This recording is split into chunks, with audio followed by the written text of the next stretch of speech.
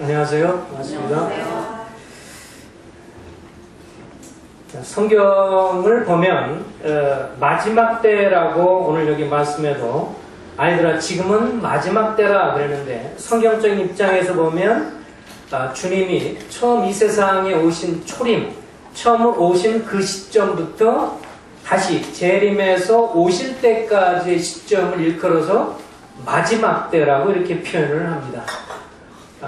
초대교회 성도들은 그래서 주님이 말씀하실 때 금방 주님이 재림하실 거라고 생각을 했지만 하나님의 시간표상에 의하면 이 마지막 때는 주님이 처음 오신 그 시점부터 마지막 다시 재림에서 오실 때까지의 전체적인 기간을 의미하는 것을 알 수가 있습니다.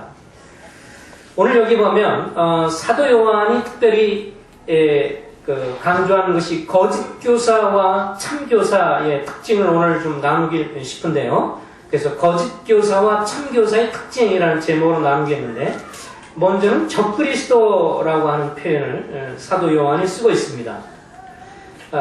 요한 사도만 이런 표현을 썼는데요. 요한 1서 전체를 읽어보면 이 적그리스도라는 말은 세 가지 의미를 가지고 있습니다. 첫 번째는 마지막 날에 나타날 불법의 사람 적그리스도를 말합니다. 데살로니가 후서 같은 데 보면 메시아로 자신을 위장해서 이 사이비 그리스도죠. 악마적인 사이비 그리스도. 오늘 인터넷상에도 보면 이 적그리스도를 흉내내는 그런 수도 없이 많은 사람들이 있습니다. 그리고 예수님을 자기가 자칭 예수라고 하는 사람도 수도 없이 많죠. 필리핀 같은 데 봐도 뭐 교회들이 많이 있더라고요. 아주 화려하게. 거기에다 자기가 그리스도다라고 말하는 사람들로 인해서 세워진 교회라고 하는 것을 많이 봤습니다. 물론 우리나라도 마찬가지고요. 전 세계적으로 이렇게 여러 거짓 그리스도가 있는데 마지막 때 나타날 불법의 사람, 적그리스도 또 있습니다. 둘째로 그리스도를 대적하는 세상의 영을 일컬어서 적그리스도라고 표현하기도 합니다. 주님을 대적하는 세상의 영을 향해서도 적그리스도라고 표현하고요. 그리고 세 번째로 그리스도를 대적하는 영을 가진 거짓 교사들. 오늘 여기에 요한일서의 내용에서 강조해주고 있는 그런 거짓 교사를 의미합니다. 이 적그리스도 영에 의해서 통제를 받는 거짓 교사들이 갖고 있는 특징이 몇 가지가 언급이 되는데 18절에 보면 첫 번째는 그들은 성도들과의 진정한 교제권에서 떠나 있다고 18절 19절을 말합니다. 아이들아 지금은 마지막 때라 적그리스도가 오리라 하는 말을 너희가 들은 것과 같이 지금도 많은 적그리스도가 일어났으니 그러므로 우리가 마지막 때인 줄 아노라. 19절 그들이 우리에게서 나갔으나 우리에게 속하지 아니하였나니 만일 우리에게 속하였더라면 우리와 함께 과하였으려니와 그들이 나간 것은 다 우리에게 속하지 아니함을 나타내려 함이라 라고 말씀했습니다. 그러니까 적그리스도의 영의 통제를 받은 거짓 교사들은 구원받은 하나님의 자녀들과 진솔한 교제 나누기를 싫어하고 뿐만 아니라 자기 자신의 정체가 탄로날까봐 성도들을 떠났다고 말씀해주고 있습니다.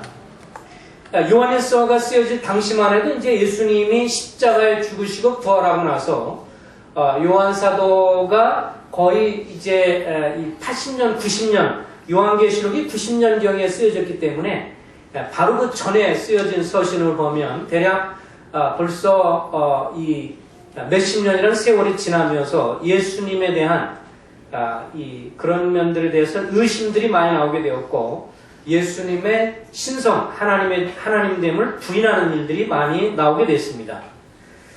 그러면서 거짓 교사들이 나타나고요. 예수님에 대한 공격을 많이 하게 되는 것을 볼 수가 있죠.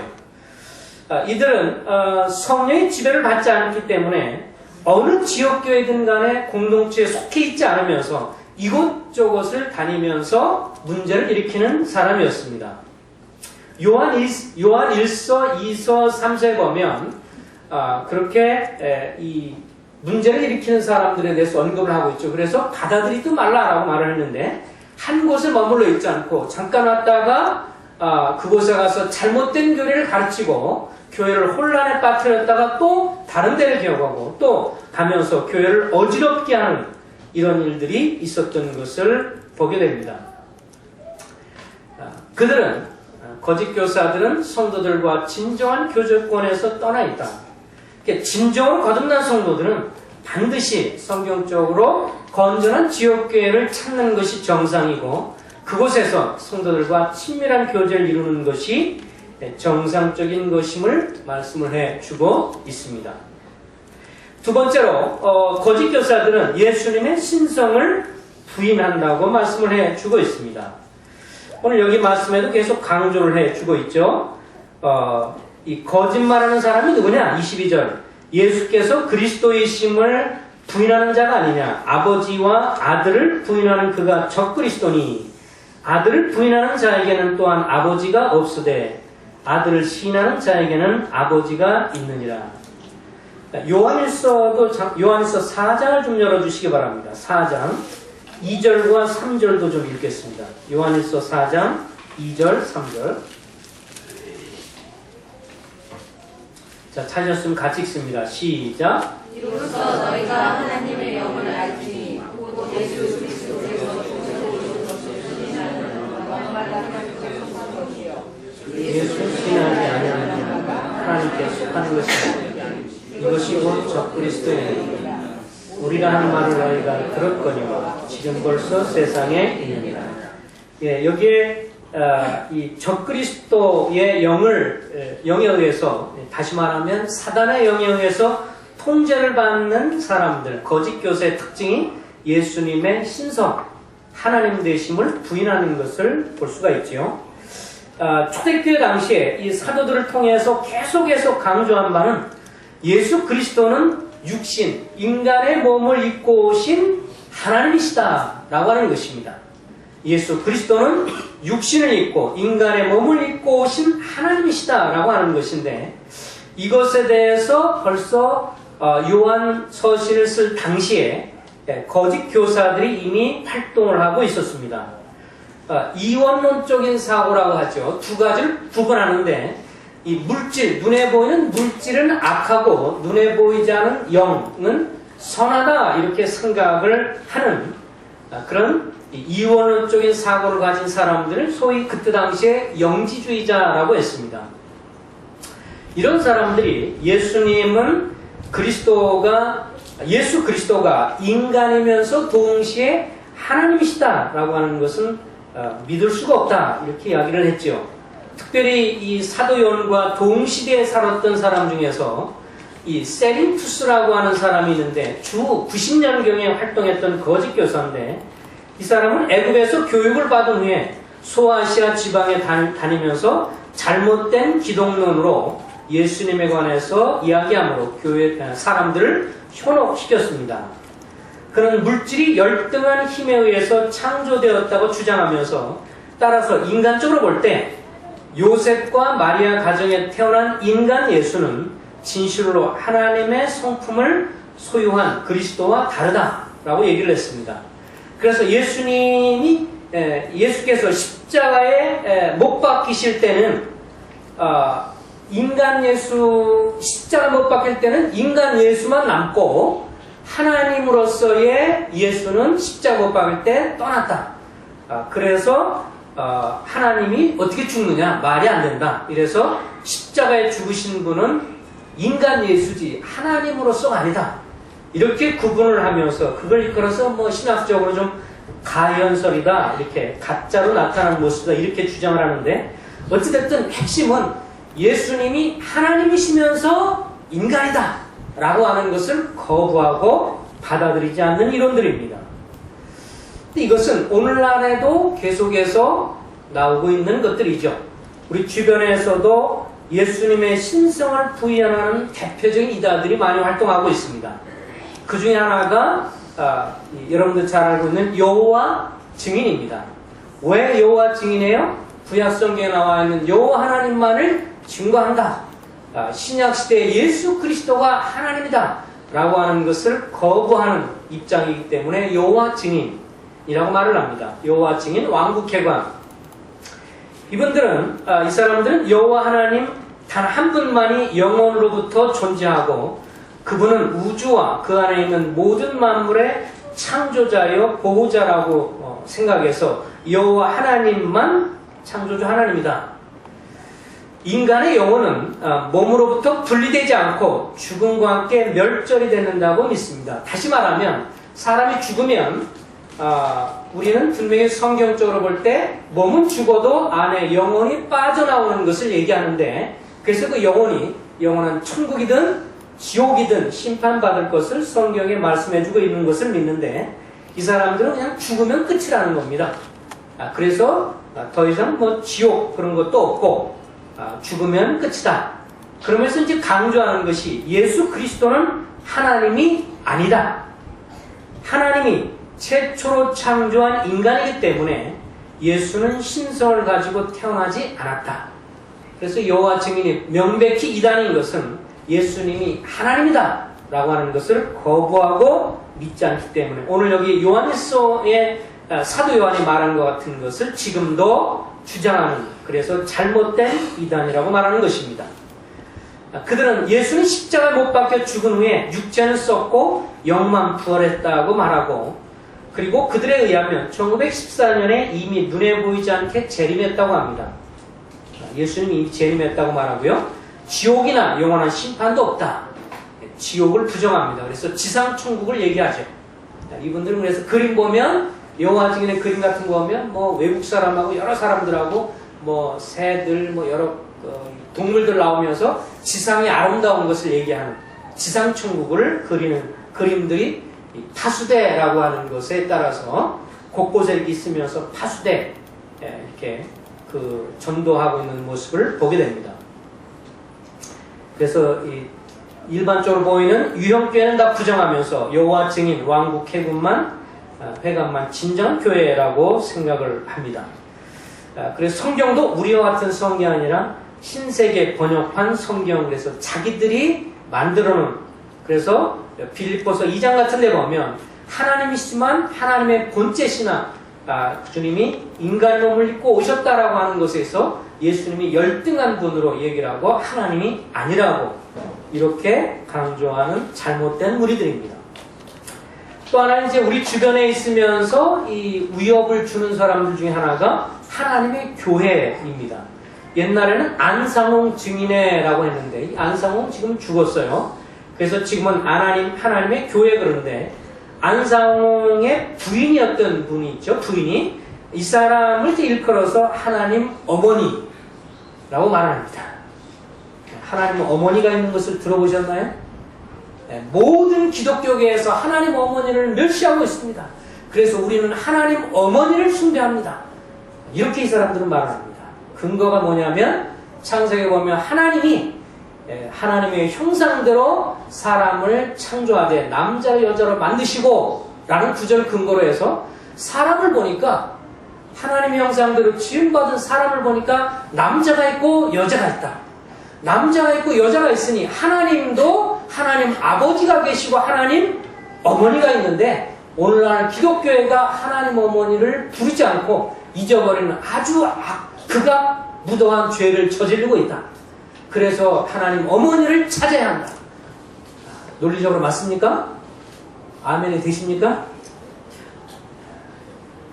참 팔짝 뛸 노릇인데 하나님 어머니 교리를 주장하면서 그게 자기들에게 대단한 교리라고 생각을 하고 그렇게 이야기를 하고 있어요. 근데 이분들이 이제 좀 곤란한 게 뭐냐면 우리하고 비슷한 그런 행태를 띠고 있어서 문제예요. 첫 번째, 신앙 실천에 7가지 특징이 있는데요. 여자들은 권위를 인식하기 위해서 머리에 수건을 쓴다. 그래서 우리를 종종 하나님의 교회로 오해를 하게 되는데요. 머리를 수건을 쓰고요. 세례가 아니고 침례를 받는다. 이것도 아주 비슷합니다. 근데 이제 이 사람들이 강조가 원래 이 사람들이 안식교에서 나온 사람들이기 때문에 토요일 안식일을 지켜야 한다 이렇게 말을 하고요. 그 다음에 성탄절은 태양신 기념일이기 때문에 성탄절 지키면 이건 이교도를 지키는 것이다 이래가지고 굉장히 반대하고요. 그 다음에 유월절을 날짜를 계산합니다. 성경은 유월절 주님이 떡과 잔을 대했잖아요. 그래서 그것을 날짜를 계산해서 유월절 날짜를 꼭 지켜야 한다. 안식일도 꼭 지켜야 한다. 이것이 구원의 근거가 됩니다. 십자가는 우상이니까 달아서는 안 된다. 유월절, 무교절, 초실절, 나팔절, 대속제절, 또 초막일, 이 구약에 나와 있는 모든 절기를 꼭 지켜야 한다. 그런 의미에서 자칭 유대인들입니다. 오늘날 우리에게는 율법 아래 있지 않냐고 그리스도의 은혜 아래 있는데 이들은 스스로가 유대인이 돼서 자칭 유대인이 돼서 이런 모든 절기를 지금 유대인들이 그러한 것처럼 지키려고 합니다. 그러면서 이상의 7가지를 지키며 중세의 왜곡된 교리를 바로잡아서 하나님의 바른 진리로 돌아가야 한다. 이렇게 말을 합니다. 이 사람들도 포교 대상을 누구로 삼냐면 일반 교회 다니는 사람을 포교 대상으로 삼습니다. 이 사람들하고 만나서 얘기하면요. 골머리 아픕니다. 예수님도 안식일을 지켰다. 예수님 안식일 날 율법을 이루시기 위해서 예수님께서 안식일 지켰죠. 사도 바울도 복음 전할 때 주로 안식일 날 회당을 찾아다니면서 복음을 전했거든요. 그죠? 왜 그래요? 유대인들을 만나서 복음을 전하려고. 근데 그들은 그렇게 말합니다. 예수님도 율법을 지켰고, 안식일을 지켰고, 사도 바울도 안식일을 지켰다. 그러므로 우리도 안식일을 지켜야 한다. 이런 논조로 가지고 나가면서 포섭을 하는 것을 보게 됩니다. 또 한 가지가 이제 오늘날 많은 교계에 많이 이야기들이 되고 있는 것이 신천지 교회입니다. 신천지 교회는 이제 어떻게 보면 이만희 씨가 이분이 이제 보혜사 성령이고 재림 예수라고 믿는 것인데요. 신천지 교회는 인자가 구름 타고 오신다고 하면 성령께서 육체로 오신다는 뜻이다라고 말하면서 이 예수님을 이렇게 얘기를 합니다. 예수님을 향해서는요, 저 시대의 구원자다. 그러니까 지금부터 2000년 전에 저 시대의 구원자로 오신 분이 예수님이고 이 시대의 구원자는 누구예요? 이만희. 이렇게 되는 겁니다. 참 말장난도 잘하죠. 저 시대의 구원자는 예수님이고 이 시대의 구원자는 이만희다. 이렇게 강조를 하는 것입니다. 그래서 그분은 보혜사 성령이고 재림 예수라고 이야기를 하고 있습니다. 근데 문제는 이분들이 성경책을 갖고 있다고 하는 겁니다. 성경책을 갖고 있으면서 이제 이야기를 하는데 이 성경에는 사후 천국에 관한 기록이 단 한 구절도 없다라고 하면서 이 사람도 지상천국과 신천지, 새하늘과 새 땅, 그것을 한문으로 쓰는 것이 신천지죠. 이것이 지금 과천에 있는 이분들이 세운 장막성전인가 뭐 이렇게 신천지 교회에 있어요. 그 안에 들어가야만 구원이 이루어지고 오늘날의 새 재림 예수를 통해서 구원에 이른다라고 하는 것입니다. 근데 뭐 우리가 생각하면 너무도 이게 좀 황당한 일인데 이번은 성경은 암호로 기록된 책이기 때문에 온갖 비유와 상징으로 기록된 책이라고 하면서 도의 맥을 담은 영적 차원의 책이다. 그래서 계시록을 굉장히 좋아하는데요. 계시록 성역 공부에서 무료 성경 신학원을 계속 개설해서 사람들 하여금 요한계시록을 가르칩니다. 그래서 요한계시록을 자기 임의대로 뜯어 맞춰서 결국 이만희 씨를 믿도록 그렇게 말을 하는 것인데 부활도 불교의 윤회와 같은 것으로 보고 사람이 죽으면 그 몸이 윤회 환생한다고 믿습니다. 이것을 일컬어서 육체 구원 교리 이렇게 표현을 하는데요. 이분들이 굉장히 열심을 내죠. 그래서 사실 일반 교계는요, 교계에 들어가다 보면 우리는 신천지 교회 사람을 영접하지 않습니다. 신천지 교회는 들어오지 마세요. 아예 노골적으로 여기 다 좀 써놨습니다. N만큼 큰 교라고 하는데 다 써놨어요. 왜냐하면 이분들이 이제 14만 4천 교리가 요한계시록에 나와있는 14만 4천 여호와 증인 이 사람들도 왜 이렇게 열심을 내냐면 자기도 열심을 내서 14만 4천에 속해 한다라고 생각하기 때문에 그 열심을 내는데 이 신천지 교회 사람들도 마찬가지입니다. 14만 4천이라는 사람이 제사장권을 앞으로 가지게 될 건데 이 사람은 그냥 단순히 이 신천지 교리를 믿고 신앙생활에서는 될 수 없고 전도, 포교를 잘해야만 장차 제사장권인 14만 4천에 들어갈 수가 있다 라고 하기 때문에 이분들이 쓰는 것이 이제 교인들을 대상으로 포섭 활동을 하는 것입니다. 그래서 제가 이제 이 신천지 대책위원회 그래서 이렇게 장로교에서 세미나 내용을 쭉 이렇게 들어봤는데요. 아주 무섭더라고요. 이분들이 이 신천지 교회에 있는 사람들이 일반 교회에 은밀히 초신자로 이 사람들이 그래서 추수꾼이라고 합니다. 왜 그러냐면 지금 예수님 저 시대의 구원자인 예수님이 지금 돌아가시고 이제 부활하시고 이 시대의 구원자로서 이만희 씨가 왔기 때문에 지금은 이미 예수님이 이만희 씨가 재림해서 왔다. 그러므로 이 시대는 일반 교회에 속해 있는 사람들을 추수해서 알곡을 끌어들여야 한다라고 생각을 해서 신천지교회 소속 소위 활동하는 사람을 일컬어서 추수꾼이라고 합니다. 추수꾼이라고 하는데 이 사람들이 이제 하는 정책이 뭐냐면 뭐 이런 교회에 이렇게 부도자로 방문을 하는 것입니다. 그래서 거기에 기록해 보고 말하는 것에 의하면 보통 한 3년, 5년, 길게는 10년까지 교회에 있어가지고 성경 공부를 한답니다. 초신적 공부도 하고 아마 세상관에서 공부도 하고요. 다 공부를 하고 배운답니다. 그러면 다음에 나중에 집사 장로까지도 받고 직분을 받습니다. 그런 다음에 이제 서서히 본색을 드러내는 것인데 어쨌든 목회자들과 교회 장로 목회자들과 구분을 시켜서요. 자기들을 따르도록 그렇게 하는데 이 사람들이 쓰는 일컬어서 하는 말이 뭐냐면 온갖 이 중상모략을 하면서 이제 목회자들과 성도 사이를 이간질시키면서 구분을 시키는데 이런 거짓말하는 것을 거짓말이라고 하지 않고 교육을 시키는데 뭐라고 그러냐면 모략이라고 그렇게 말하는 겁니다. 그러니까 거짓말을 해서 이끄는 게 아니고 모략하는 것이다. 우리는 모략이다. 그래서 추수꾼을 데려가는 것이다. 그래서 사람들로 하여금 여러 사람을 심어서요. 어떤 성도에 대한 정보를 많이 안 냅니다.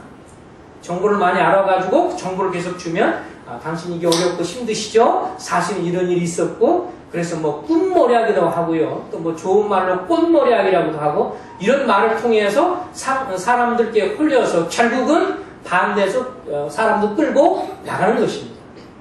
그리고 어떤 경우는 통째로 접수를 하는 경우인데 그것은 아주 좀 간교하죠. 미인계도 쓴다고 그러더라고요. 미인계 써가지고 목사를 접근해가지고 계속 성경 공부하고 추종자입니다. 엄청나게 추종을 해가지고 목사 인정을 받고 이래가지고 결국은 적극적으로 목사와 성관계를 맺고 난 다음에 나중에 그것을 교회 성도들 앞에 발표해서 쫓겨나게 하고 그 교회를 접수해서 신천지 교회로 준답니다. 이런 것을 실제로 지금 하고 있다고 그러더라고요. 그래서 많은 일반 교회에서 이렇게 넘어가서 너무너무 이거 심각하다. 근데 이제 그 중에 한 가지가 누구냐면 목회자 장로들 자식들을 포섭 대상으로 한답니다. 그래가지고 그분들이 하는 말이 갑자기 자녀들 가방을 뒤져봐라 뭐 그러더라고요. 가방을 뒤져본 그 안에 뭔가 이상한 게 나오면 그런 것이 될 수도 있다. 어쨌든 이 무섭게 지금 이렇게 공격을 하고 있고 일반 교계의 혼동을 가져오는 것인데 왜냐하면 성경을 이용하거든요. 특별히 계시록 공부를 아주 엄청나게 하면서 자기들 임의대로 뜯어고쳐서 어렵게 하는 것이 있습니다. 근데 이제 이런 것에 있어서 제가 볼 때 우리 성도님들이 이렇게 이런 것들에 빠질 거라고 생각하지 않지만 그러나 이제 한 가지 기억할 것은 뭐냐면 이런 이단적인 교사들의 특징이 있어요. 접근하는 특징이 뭐냐면 은밀함이라고 하는 것입니다. 자, 그러니까 이렇게 접근합니다. 성도님들과 관계 속에서 연관돼서 잘 알고 나다 우리 같이 성경 공부를 하자라고 제안을 합니다. 우리 같이 성경 공부를 하자 혹은 성경 공부를 한다 와서 배우자라고 하면서 무슨 말하냐면 이것은 마태복음 13장에 나온 밭에 감추인 보물이기 때문에 밭에 감춘 보물, 은밀한 보물이기 때문에 이걸 다른 사람한테 말하면 복이 다 달아난다. 그러니까 네가 성경 공부하는 것을 주변 사람한테 아무도 얘기하지 말아라. 주변 성도들한테도 얘기하지 말고 교회 인도자, 집사, 장로들, 목회자들한테 전혀 얘기하지 말아라. 이게 하면 복이 달아난다. 그러면서 몰래 계속해서 그들이 만든 교재를 갖고 공부하다 보면 조금씩 나중에 가다가 처음부터 여러분들한테 이만희 씨가 재림 예수 이러면 여러분들 콧방귀 끼는데요. 그렇게 배우는 게 아니고 처음부터 이 교리 성경에 나와 있는 문제점들을 자꾸 지적을 하면서 오늘날 교기의 문제점 지적하면서 나중에 1단계, 2단계, 3단계 공부를 하고 한 6개월 하고 나면 마음 가운데 그분이 이렇게 나오게 만든 것이죠. 처음부터 저분이 재림 예수다 그러면 다 이제 미친놈 이러죠. 다 계획을 세워서 아주 치밀하게 가르치는 것입니다. 그렇기 때문에 처음부터 접근할 때 여러분들한테 누가 은밀하게 공부하자, 은밀하게 성경 공부하자 어떻게 해야 되죠? 단호하게 거절해야 합니다. 성경은 주님은 빛 대신 주님이기 때문에 주님이 증거하는 복음의 진리를 어디서 은밀하게 선전하는 게 아니고 모든 사람에게 전파하는 것이고 진리를 선언하는 것이지, 이 성도하고 성경 공부하면서 저 사람한테는 숨겨라, 이 사람하고 공부하면서 이것은 귀하니까 누구한테는 감춰라, 이렇게 공부하면서 인도자에게는 숨겨라, 부모에게는 숨겨라, 이것은 잘못된 가르침을 하고 있는 것이죠. 자기를 끌어들이는 것이지 정상적인 것이 아닙니다. 복음은 공적으로나 사도가 하는 것처럼 개인적으로나 공적으로나 어느 곳에든지 같은 진리의 말씀이지 누구에게만 해당되는 것처럼 가르치는 것은 상당히 위험한 것이기 때문에 이 은밀하게 접근해서 개인적으로 성경 공부한다는 이런 일에 우리는 조심해야 합니다. 이 교회 가운데 우리 브레드린 모임 가운데서도 그런 경우들이 있습니다. 넘어가는 사람도 있어요. 몰래 접근해서 아무도 모르게 몇 개월 동안을 계속 은밀하게 공부하다가 나중에 넘어가는 사람들이 있기 때문에 이런 것이 위험한 것입니다. 어쨌든 거기에도 역사가 있습니다. 분명한 것은요, 우리가 이걸 알아야 합니다. 여호와 증인, 그 다음에 여기 하나님의 교회, 신천지, 또 그 외에도 수도 없이 많은 몰몬교 이런 사람들, 자 여러분 그걸 아셔야 합니다. 이단들의 모임 가운데 그들 가운데 사랑이 없을까요? 있을까요? 웬만큼 있는 게 아니에요. 무진장 많아요. 교리가 잘못되고 하나님에 대해서 대적하지만 자기들끼리는요 죽고 못 살고 얼마나 헌신적이고 얼마나 놀라운지 말할 수 없어요. 근데 많은 분들이 어떻게 오해하냐면 이렇게 사랑이 많고 이렇게 좋은 것을 보니 여기가 잘못될 리가 없다. 이게 맹점인 것. 이 사단도 성경에 보면 뭐라고 했어요? 광명의 천사이기 때문에 자기들 무리 속에서 같이 있는 사람들 향해서는 얼마나 헌신적이고 얼마나 서로를 도와주고요, 직업 없는 사람 찾아서 주고 그냥 우리가 보통 하지 못할 얼마나 열정과 헌신과 서로 사랑하는지 말로 할 수 없는 것입니다. 우리 생각에 이단 그러면 그들이 막 살벌할 것 같죠? 안 그렇습니다. 사단이 그들에게 얼마나 역사하고 도와주기 때문에 그들 사이에서는 큰 사랑도 있고요, 그들 사이에는 정말 죽고 못 살 그 교류가 있고요, 자기들끼리는 아주 놀라운 것이 있는 것입니다. 근데 문제는 뭐예요? 하나님의 진리가 없고 하나님의 성령의 역사하는 것이 아니고 잘못된 것을 갖고 있는 건데, 잘못된 거짓 확신 속에서도, 잘못된 거짓 믿음 속에도 사랑과 소위 감정과 이런 것은 충만히 있는 것입니다. 그래서 어떤 그룹이 잘 됐나 안 됐는가를 하나님의 말씀을 통해서 봐야지, 그들이 얼마나 사랑하고 얼마나 좋고 얼마나 끈끈하고 이걸 갖고 판단하면 다 잘못되는 것입니다.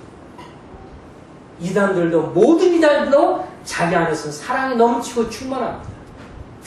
굉장히 놀랍습니다. 거짓 확신이라고 하는 것이요, 정말 무서운 것이기 때문에 잘못된 확신 속에서도 평안이 있고 즐거움이 있기 때문에 그것을 갖고 말해서는 안 되는 것입니다. 예수 그리스도를 뭐라고 말하냐? 예수 그리스도를 통한 구원이냐? 예수 그리스도가 하나님이시고 그분이 인간이지만 하나님으로 오셔서 우리를 위해서 죽으시고 부활하셨으므로 예수 그리스도를 향한 믿음으로만 구원받는다고 하는 것을 가르치지 않고 다른 것을 가르치면서 거기에는 온갖 사랑과 은혜와 자기들끼리의 교류는 넘치는 것입니다. 그래서 사도 요한이 그렇게 말하는 것이죠. 참 진리로 아는 것이 뭐냐? 예수님을 뭐라고 말하느냐? 예수님을 통해서만 구원이 있고 천하인간의 구원 얻을 다른 이름을 예수님 밖에는 준 일이 없다고 그랬기 때문에 그 예수 그리스도를 통해서 십자가의 공로와 부활하신 주님을 믿음으로만 되는 것이지 거기에 내 행위를 보태거나 내 노력을 보태거나 아니면 거기에 또 다른 것을 보태는 것은 다 잘못된 적그리스도의 역사인 것을 사도 요한은 강조를 하고 있는 것입니다. 여기 이거와 비슷하게 야고보서에 있는 말씀을 잠깐 보겠습니다. 야고보서에 보면 야고보서 3장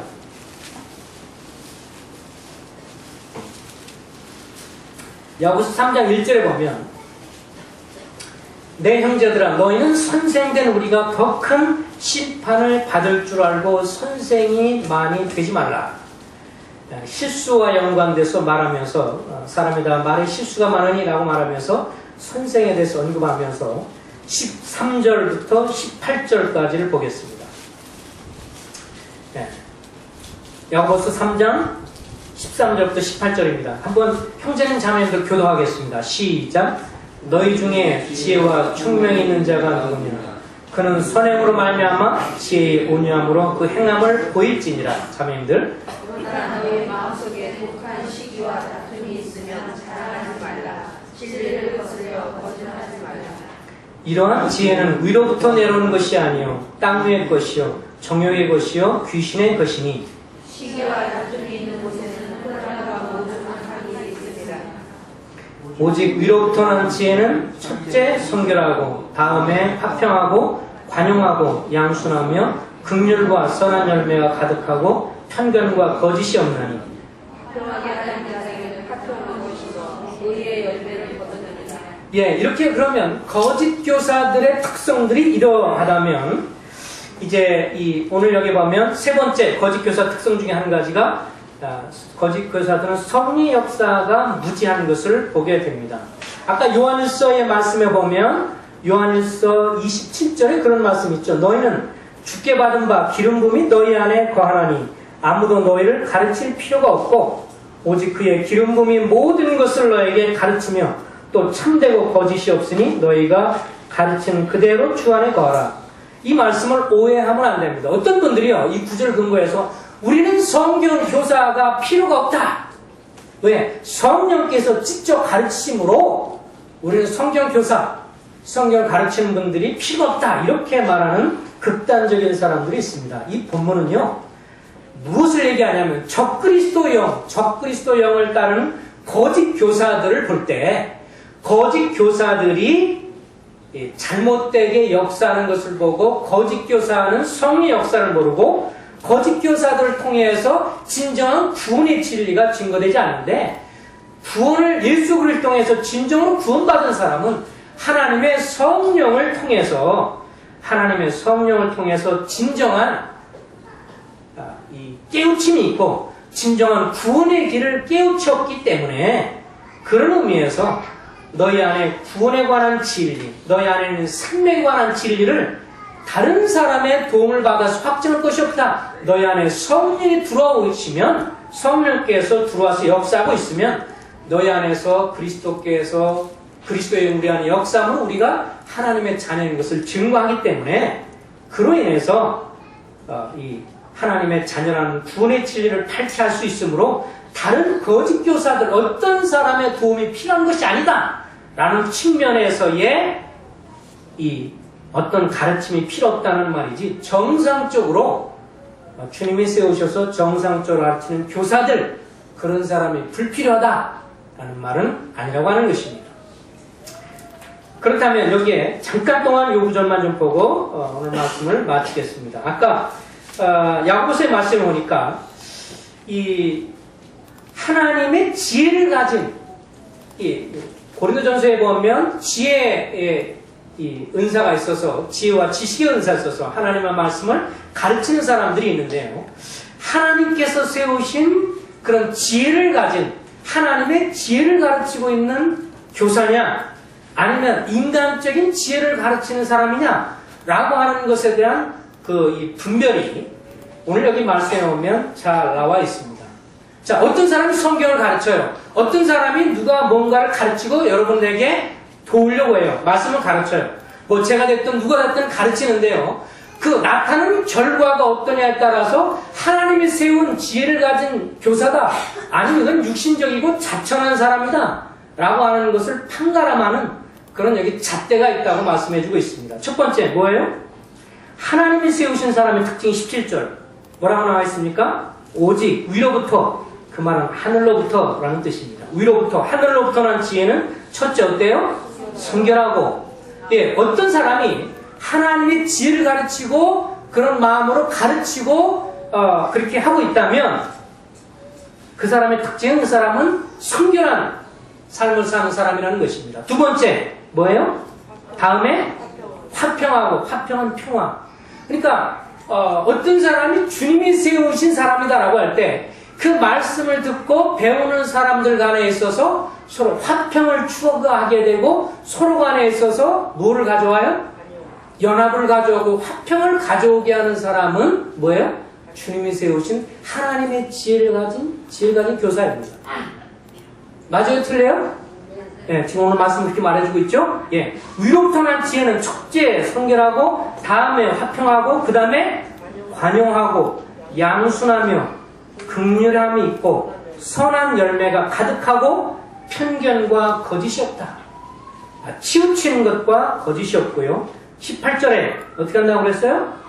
화평케 하는 자들은 화평으로 심어 의의 열매를 거두니라. 하나님이 세우신 사람, 역시 저도 마찬가지고 우리 누구가 하나님 앞에서요, 우리가 소그룹을 가르치든 주일학교를 가르치든 주일학교 학생부 청년회 뭐 어느 곳이든지 간에 하나님의 진리의 말씀을 우리가 가르치고 봉사하는 데 있어서 주님이 나를 세우셨느냐, 주님께서 세우셔서 내가 일을 하고 있느냐 아니냐를 뭐를 통해 할 수 있냐면, 결과를 봤을 때 그렇게 도움을 받은 사람들이 인격적으로 선한 열매가 나타나고, 성도들 간의 공동체 가운데 무엇을 가져와요? 평화를 가져오고, 그들 가운데 긍휼을 가져오고, 또 계속 배움으로 인해서 다른 사람을 긍휼히 여기고 불쌍히 여기고, 그러면서 편견이나 거짓이 없는, 그리고 화평을 추구하는 소위 피스메이커의 역할이 된다면 그는 누구로부터 온 사람? 위로부터, 하나님으로부터 온 지혜를 가진 사람이라고 분명히 알 수 있습니다. 자, 그런데 오늘 여기 보면 또 이렇게 말을 했습니다. 12절에 너희 중에 지혜와 총명이 있는 자가 누구냐? 그는 선행으로 말미암아 지혜 온유함으로 그 행함을 보일지니라. 그러나 너희 마음속에 독한 시기와 다툼이 있으면 자랑하지 말라.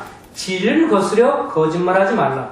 이러한 지혜는 위로부터 내려오는 것이 아니요 땅 위의 것이요 정욕의 것이요 귀신의 것이다.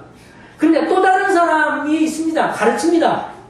어떤 사람이 그룹에서 가르칩니다. 근데 그 가르침을 통해서 나타난 결과가 마음 가운데 시기를 분쟁시키고 다툼을 가져오게 하고, 그리고 그 가운데 거짓말이 나타나고, 이런 것으로 인해서 시기, 다툼, 분쟁 이런 것을 일컬은다면 하나님으로부터 온 지혜를 가진 사람이 아니에요?